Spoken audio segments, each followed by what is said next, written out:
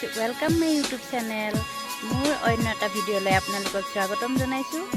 আৰু আপোনালোকৰ খবৰ খাতি কেনেকুৱা? আশা কৰোঁ ভালেই। বৰ্তমান মই ভালেই আছোঁ। দুপৰীয়া ভাত পানী খালেনে? মই বাৰু খোৱা নাই। এইমাত্ৰ মই কাম বন কৰি আজৰি হৈ উঠিছোঁহে। খাম আৰু লাহে ধীৰে।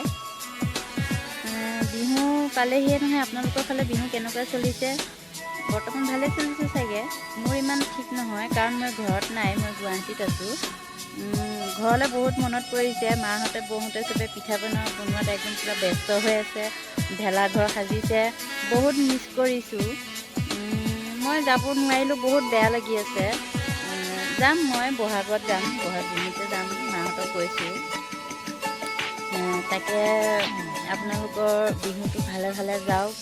সকলোৱে যাতে সুন্দৰকৈ বিহুটো উদযাপন কৰে, তাৰে কামনা কৰিলোঁ।